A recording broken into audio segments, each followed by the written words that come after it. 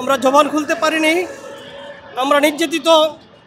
আমিরে জামাত থেকে শুরু করে আমাদের 5 জন নেতাকে ফাঁসির কাস্টে ঝুলানো হয়েছে। জেলখানায় আল্লামা সাঈদী সহ আমাদের 6 জন নেতা জেলখানায় ওনারা শাহাদাত বরণ করেছেন। আলহামদুলিল্লাহ, আমরা সুদীর্ঘ প্রায় 17টি বছর আমরা জবান খুলতে পারিনি। আমরা নির্যাতিত। আমিরে জামাত থেকে শুরু করে আমাদের 5 জন নেতাকে ফাঁসির কাস্টে ঝুলানো হয়েছে। জেলখানায় আল্লামা সাঈদী সহ আমাদের 6 জন নেতা জেলখানায় ওনারা শাহাদাত বরণ করেছেন। সারা বাংলাদেশে আমাদের অসংখ্য নেতাকর্মী শহীদ হয়েছেন। আলহামদুলিল্লাহ, আজকে আল্লাহ রাব্বুল আলামিন সুযোগ করে দিয়েছেন। আমরা নির্বিঘ্নে আমরা ঢাকাতে জাতীয় সমাবেশ করতে পেরেছি। আমাদের ব্রাহ্মণবাড়িয়া জেলার কসবা থানা থেকে আমরা প্রায় 4000 লোক এসেছি।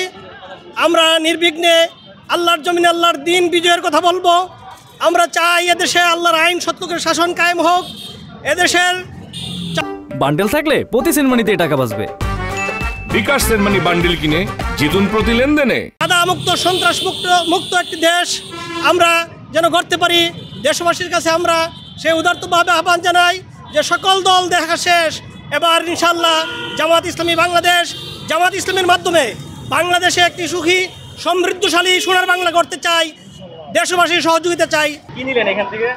এদের রিবন নিলাম, এই যে আমাদের অনেক কর্মীরা আসছে তাদের দেওয়ার জন্য রিবন নিলাম। কতগুলো নিলেন? 50 পিস। কেমন, কত টাকা করে নিল? একটু বেশি নিলাম তো, তাই হচ্ছে কম করে নিছে, 7 টাকা পিস নিছে। আর এমনি একটা নিলে 10 টাকা করে নেয়। আচ্ছা, এই যে মনে করেন যে সমাবেশে যাচ্ছেন, কেমন লাগতেছে? মাশাআল্লাহ, এত বড় সমাবেশে আমার এই জীবনে প্রথম, আমার এই জীবনে বড় সমাবেশে আসাই প্রথম এবং ঢাকায় প্রথম আর কি।